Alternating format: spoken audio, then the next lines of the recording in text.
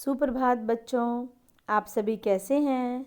मैं सुनीता, आपकी हिंदी विषय की अध्यापिका DAV police public school Kurukshetra से आज आपको पाठ 8 किस्से कहावतों की दुनिया का अभ्यास कार्य करवाऊंगी। मुझे आशा है आप सभी ने ये पाठ 1 या 2 बार तो ज़रूर पढ़ा होगा। अगर आपने ये पाठ अच्छे से पढ़ा है तो आपको अच्छे से समझ में आ गया होगा कि इस पाठ में क्या किस चीज़ के बारे में बताया गया है। तो चलो अभी हम भाषा अभ्यास का अभ्यास कार्य करेंगे, तो मुझे पता चल जाएगा कि आपने इस पाठ को कितने ध्यान से पढ़ा है, क्योंकि जो हमारा अभ्यास कार्य है वह हमारे पाठ से ही संबंधित है। तो चलिए हम अपना अभ्यास कार्य स्टार्ट करते हैं।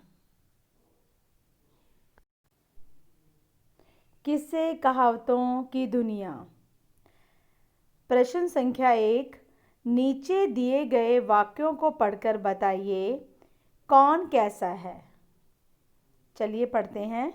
महल आलीशान था, सामान कीमती था, कितनी मज़ेदार खीर थी। बच्चों, आपने प्रश्न संख्या 1 में देखा कि हमें ये 3 वाक्य दिए गए हैं, जिसमें आलीशान, कीमती और मज़ेदार इन तीनों शब्दों को बोल्ड किया गया है, यानी कि गहरा काला किया गया है।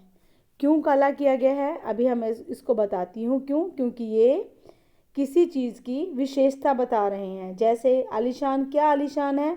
महल। और कीमती, कीमती क्या है? सामान। ये सामान की विशेषता बता रहे हैं, ठीक है। और जो खीर है वो कैसी थी? मज़ेदार। वो खीर की विशेषता बता रही है। यानी कोई भी चीज़, कोई भी शब्द जो संज्ञा या सर्वनाम की विशेषता बताती है उसे क्या बोलते हैं? विशेषण कहते हैं, ठीक है। जो किसी की क्वालिटी या फिर डिसक्वालिटी कुछ भी बताए तो वो उसकी विशेषता बता रहा है, चाहे उसके गुणों या दोषों दोनों में से किसी के बारे में अगर वो जिक्र कर रहा है तो वो क्या है? विशेषण है। चलिए हम देखते हैं इसमें क्या लिखा है। महल, कौन कैसा, यानी कौन कैसा था? महल, महल कैसा था? आलीशान, ठीक है। सामान कैसा था? कीमती। और मज़ेदार, मज़ेदार क्या थी? खीर, है ना। तो आप सभी को ये लिखना है यहाँ पर।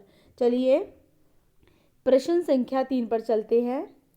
नीचे दिए गए शब्दों की आप क्या विशेषता बताएंगे, लिखिए। अभी मैंने आपको बताया ना कि भाई जो विशेषण शब्द होते हैं वो किसी संज्ञा सर्वनाम शब्दों की विशेषता बताते हैं। अब हमें संज्ञा या सर्वनाम शब्द दे दिए गए हैं और हमें उसके लिए एक विशेषण शब्द अपने आप से जोड़ना है। जैसे कि खीर, अब मैंने आपको खीर दे दिया। अब खीर कैसे आप बताओगे, उसके बारे में कौन सा विशेषण शब्द आप यहाँ पर लिखेंगे, क्या विशेषता बताएंगे? हम ये भी कह सकते हैं खीर, खीर बहुत मज़ेदार थी। हम ये भी कह सकते हैं खीर बहुत फीकी थी, है ना। कुछ भी लिख सकते हैं। लेकिन पाठ में क्या दिया गया है? खीर कैसी बताई गई है? मज़ेदार। तो खीर के लिए क्या विशेषता लिखेंगे हम? मज़ेदार। राजा, राजा कैसा था? जब राजा के वहाँ महल में बार बार चोरी हो रही थी तो राजा परेशान हो गया था ना। तो हम यहाँ पर क्या लिखेंगे? राजा की क्या विशेषता लिखेंगे? परेशान, परेशान राजा। आगे है बगुला, बगुला कैसा था? उजला, उजला मतलब सफ़ेद। बगुला कैसा था? उजला। तो हम यहाँ पर क्या लिखेंगे? उजला। आगे है चोर, चोर कैसा था? यस, चोर बहुत लालची था। उसने एक बार चोरी की, फिर दोबारा की, फिर वो बार बार चोरी करने लग गया क्योंकि उसका लालच बढ़ने लग गया। तो यहाँ पर हम क्या लिखेंगे? चोर की क्या विशेषता है? वैसे वो इसकी विशेषता नहीं है, ये उसकी बुराई है, उसका बुरा, उसके बुरे गुण के बारे में बता रहा है ना। तो ये और है तो उसकी ही विशेषता बता रहा है ना, चोर किस तरह का था। तो यहाँ पर हम क्या लिखेंगे? लालची। साहसी भी लिख सकते हैं कि उसमें इतनी हिम्मत आ गई थी कि वो बार बार चोरी कर रहा था, ठीक है। चालाक भी लिख सकते हैं हम कि चोर चालाक था। कैसे बताओ? क्योंकि लास्ट में जब उसको सिपाहियों ने पकड़ लिया तो वो उल्टा उन्हीं को ही डांटने लग गया था। उसने बड़े ही चालाकी से अपने दोष को दूसरों पे ही मढ़क दिया, है ना। अपने दोष को दूसरों पे डाल दिया। तो वो चालाक भी कह सकते हैं, लालची भी कह सकते हैं, साहसी भी कह सकते हैं। हम चोर के लिए कई वर्ड्स यूज़ कर सकते हैं ना, बहुत सारे ऐसे शब्द हैं जो हम उसकी क्वालिटी बताने के लिए यूज़ कर सकते हैं। चलो आगे पढ़ते हैं हम। नीचे दिए गए विशेषण शब्दों के लिए दो दो विशेष्य शब्द लिखिए। विशेषण शब्द वो होते हैं जो किसी की क्वालिटी बता रहे हैं, ठीक है। और विशेष्य शब्द क्या होते हैं? जो जिसकी बता रहे हैं। हम जिसके विशेषता के बारे में बता रहे हैं वो विशेष्य है, और जो बता रहे हैं वो क्या है? विशेषण। जैसे अब सुंदर, हमें सुंदर एक विशेषण शब्द है जो हमें दिया हुआ है, हमें इसके लिए विशेष्य बताना है, मतलब किसी चीज़ के बारे में बताना है कि क्या चीज़ सुंदर है। जैसे हम क्या बोल सकते हैं? सुंदर पक्षी, है ना, पक्षी सुंदर होता है। जैसे मोर सुंदर होता है तो हम ये ले सकते हैं ना, मोर, मोर सुंदर, ठीक है। चित्र सुंदर, चित्र भी सुंदर हो सकता है ना। किसी कोई ड्रेस भी सुंदर हो सकती है, किसी की लिखाई सुंदर हो सकती है। तो सुंदर के लिए हम कुछ भी ले सकते हैं। जैसे हमने पहले में लिख दिया चित्र, दूसरे में लिख दिया पक्षी, है ना। आगे है हमारे पास लंबा। अब लंबा के लिए दो विशेष्य बताओ। लंबा पेड़, पेड़ बहुत लंबा था, है ना, लंबा पेड़। और क्या ले सकते हैं? लंबा खंबा, या फिर लंबा लड़का, ठीक है। कोई भी हम वर्ड यूज़ कर सकते हैं अपनी तरफ से, चाहे हम लंबा पेड़ लिख दें और पेड़ लिख दें और एक जगह पे लिख दें लंबा लड़का। आगे है गरम। अब गरम क्या चीज़ हो सकती है? चाय, है ना, चाय ले सकते हैं, चाय, गरम चाय। और क्या ले सकते हैं? गरम दूध, गरम पकौड़े, कुछ भी आप वर्ड यूज़ कर सकते हो यहाँ पर गरम के लिए, ठीक है। चलो मैं इसको आपको सॉल्व करके दिखाती हूँ। देखिए जो मैंने अभी आपको बताया वो सारा इसमें सॉल्व किया हुआ है, मैंने आपको करके दिखा दिया है। आप यहाँ से देखकर अपनी भाषा अभ्यास की पुस्तक में इसको लिख सकते हैं और कंप्लीट कर सकते हैं, और उसको साथ साथ लर्न भी करना है। चलो अब हम अगले क्वेश्चन पे चलते हैं। प्रश्न नंबर 4, इसमें क्या है देखो। नीचे दी गई चीज़ों को उनके रंग के अनुसार छांट कर लिखिए। हमें क्या करना है? इसमें 2-3 हमें रंग बताए गए हैं, ऊपर हमें कुछ दी गई हैं चीज़ें, हमें उसमें से देखना है कि कौन सी चीज़ उजला होता है, उजला मीन्स सफ़ेद, ठीक है। कौन सी चीज़ काली होती है और कौन सी चीज़ पीली होती है, तो उसको उसी के बॉक्स में हमें लिखना है। जैसे हम पहला पढ़ते हैं, नींबू। नींबू कैसा होता है? उजला होता है, काला होता है या पीला होता है? यस, नींबू कैसा होता है? पीला। आगे है तवा। तवा कैसा होता है बताओ ज़रा मुझे? तवा होता है काला, तो हम उसको यहाँ पर लिखेंगे इस बॉक्स में, ठीक है। आगे है दूध। दूध कैसा होता है? उजला, तो हम इसको यहाँ पे उजला के बॉक्स में लिखेंगे। आगे है हल्दी। हल्दी कैसी होती है? यस, पीली होती है ना, हमने देखा है ना, मम्मा रसोई घर में यूज़ करते हैं ना, हल्दी सब्जी में डालते हैं। तो हल्दी कैसे रंग की होती है? पीले रंग की, तो हम उसको पीले के बॉक्स में लिखेंगे। आगे है सरसों के फूल।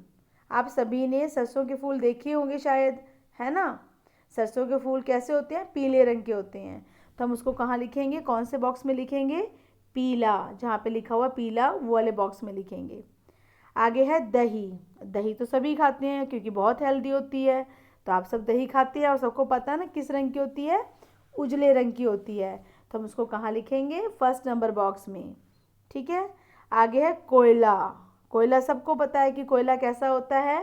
काला, तो इसको काले के बॉक्स में लिखेंगे। आगे है चांदनी। चांदनी का मतलब समझते हो? मून लाइट, ठीक है। रात को जब अंधेरा होता है और चंद्रमा निकला होता है तो जो रोशनी आती है वो कौन से रंग की होती है? ये उजले रंग की है ना, वाइट कलर की, तो हम उसको लिखेंगे उजले वाले बॉक्स में। आगे है धुआं। धुआं कैसा होता है? काला, है ना, तो उसको कौन से बॉक्स में लिखेंगे? काला बॉक्स में, ठीक है। तो आपको ये सब ऐसे यहाँ पर वहाँ बॉक्स में से देखना है और छांट कर इन बॉक्स में लिखनी है। चलो आगे हम प्रश्न संख्या 5 पर चलते हैं। इसमें दिया गया है, नीचे दिए गए वाक्यों में मोटे काले शब्दों का लिंग, स्त्रीलिंग पुल्लिंग लिखिए। आप सभी को बच्चों पता है ना कि जो लिंग बदलो हम जब करते हैं तो उसमें 2 टाइप्स होती है ना, इसकी 2 तरह के होते हैं ना, जैसे स्त्रीलिंग और पुल्लिंग। स्त्रीलिंग जो हमें स्त्री जाति का बोध कराता है और पुल्लिंग जो हमें पुरुष जाति का बोध कराता है ना। तो हमें बताना है इसमें कौन से वाक्य में जो गहरा काला रंग किया गया है वो वाला शब्द स्त्रीलिंग है या फिर पुल्लिंग है। पहला है खीर। अब आपको खीर पढ़कर क्या लगता है, ये स्त्री जाति का बोध करा रहा है या पुरुष जाति का?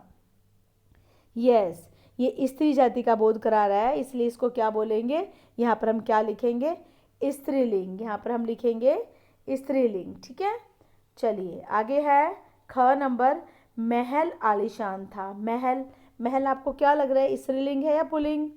यस, महल क्या है, पुल्लिंग, तो हम इसको लिखेंगे यहाँ पर पुल्लिंग। चलो आगे हम करते हैं, झोपड़ी टूटी फूटी थी। अब झोपड़ी कैसी थी, टूटी फूटी। अब झोपड़ी किस चीज़ का हमें मतलब बोध करा रही है, स्त्रीलिंग का या पुल्लिंग का? यस, ये हमें स्त्रीलिंग का बोध करा रही है, तो हम यहाँ पर क्या लिखेंगे, स्त्रीलिंग। आगे अब बगुला उड़ गया। बगुला क्या है, पुल्लिंग, तो हम यहाँ पर क्या लिखेंगे, पुल्लिंग। चलो आगे चलते हैं, सही शब्द छांटकर खाली स्थान भरिए। आप देखो यहाँ पर आपको हेल्प बॉक्स दिया गया है, यहाँ पर आपको लिखा के किनारे, के पीछे, सब कुछ आपको दिया गया हुआ है। तो आपको क्या लिखना है, यहाँ पर के किनारे आएगा कि के पीछे आएगा, के आगे आएगा, के कारण आएगा। आपको पहले वाक्य को पढ़ना है, फिर समझना है कि कौन से वाला यहाँ पर हमारा अच्छे से मैच कर रहा है, सेंटेंस को पूरा कंप्लीट कर रहा है, फिर हम वो वाला शब्द यहाँ पर लिखेंगे। पेड़ गिर जाने डैश रास्ता बंद हो गया। तो यहाँ पे क्या आएगा, पेड़ गिर जाने के कारण रास्ता बंद हो गया। आगे है, सौम्या नदी डैश बैठी थी। सौम्या नदी के किनारे बैठी थी। आगे है, घर डैश पीपल का पेड़ है। घर के पीछे पीपल का पेड़ है। आगे है हमारा लास्ट, स्कूल डैश बड़ा सा पार्क है। यह स्कूल के आगे बड़ा सा पार्क है। चलो अब इसको मैं आपको सॉल्व करके दिखाती हूँ। तो बच्चों देखो, ये सारा मैंने सॉल्व कर दिया है। आप यहाँ से हेल्प लेना और अपनी भाषा अभ्यास की जो पुस्तक है उसमें ये कार्य कंप्लीट करना। चलिए हम आगे अगले क्वेश्चन पे चलते हैं। अब हमारा अगला प्रश्न है, नीचे दिए गए शब्दों के लिए एक शब्द छांट कर लिखिए। एक शब्द क्या होता है, जो बहुत सारे शब्दों की जगह पर एक शब्द आ जाए और जिससे मीनिंग क्लियर हो जाए, उसे बोलते हैं हम अनेक शब्दों के लिए एक शब्द। जैसे अब इसमें पहला दिया गया है, जो पढ़ा लिखा ना हो। अगर मुझे इतना बड़ा वाक्य ना बोलना हो और मुझे एक ही वर्ड बोलना हो, एक शब्द बोलना हो, तो हम क्या बोलेंगे, अनपढ़। जो पढ़ा लिखा ना हो तो क्या आएगा यहाँ पर, अनपढ़। ठीक है, आगे है, जो राज करे। जो राज करे वो कौन होता है, राजा। ठीक है, जिसमें विष हो, विष मतलब जहर, जिसमें विष हो वो कौन होगा, विषैला होगा वो। ठीक है, आगे है, जिसके पास धन ना हो। जिसके पास धन ना हो वो क्या होगा, निर्धन। ठीक है, जिसके पास धन ना हो उसके लिए हम क्या शब्द यूज करेंगे, निर्धन। चलिए आगे प्रश्न संख्या है हमारी 8। नीचे दिए गए वाक्यों में से संज्ञा, सर्वनाम व क्रिया शब्द छांटकर लिखिए। बच्चों यहाँ देखो, हमें वाक्य दिया गया है, यहाँ हमें अलग अलग कैटेगरी दी गई हैं, संज्ञा, सर्वनाम और क्रिया। सबको पता है किसी भी चीज़ के नाम को संज्ञा कहा जाता है, और किसी भी और जब जो शब्द संज्ञा के स्थान पर प्रयुक्त होते हैं उन्हें सर्वनाम कहा जाता है। और जिन चीज़ों से हमें किसी कार्य के करने का बोध हो, जिन शब्दों से हमें किसी कार्य के करने का बोध हो, उसे क्या बोलते हैं, क्रिया, यानी जिससे हमें किसी कार्य के करने या होने का पता चलता है। तो ठीक है, अब हम देखते हैं इसमें से कौन सा शब्द क्रिया है, कौन सा सर्वनाम और कौन सा शब्द संज्ञा है। पहला है, वह महल में घुसा। इसमें देखो, महल, महल क्या है, संज्ञा, किसी जगह का नाम है ना। ठीक है, और वह कौन है, सर्वनाम, और घुसा क्या है, क्रिया। चलो अगला है, उसने खीर खाई। खीर क्या है, संज्ञा, और उसने सर्वनाम, और खाई क्रिया है। हमने चोर पकड़ा। हमने क्या चीज़ है बच्चों, सर्वनाम है ना, तो हम इसको हमने को सर्वनाम में लिखेंगे, चोर को लिखेंगे संज्ञा में, और पकड़ा क्या है, क्रिया, यानी इससे हमें किसी कार्य के होने का पता चल रहा है। चलिए आगे हम प्रश्न नंबर 9 पर चलते हैं। नीचे दिए गए मुहावरे या फिर लोकोक्तियों के अर्थ छांटकर लिखिए और वाक्य में प्रयोग कीजिए। आप देखो नीचे हमें इसके अर्थ दिए गए हैं, हमें पहले इसको पढ़ना है और उसके अकॉर्डिंग जो उसका सही अर्थ है उसके आगे लिखना है और फिर उसका वाक्य भी बनाना है। चलो देखो, पहला है एड़ी चोटी का जोर लगाना। एड़ी चोटी का जोर लगाना का मतलब होता है बहुत परिश्रम करना। क्या होता है इसका मतलब? बहुत परिश्रम करना, यानी किसी भी काम को पूरा करने के लिए जब हम बहुत परिश्रम करते हैं, बहुत मेहनत करते हैं, तो उसे क्या बोलते हैं? एड़ी चोटी का जोर लगाना। इसका वाक्य हम क्या बना सकते हैं?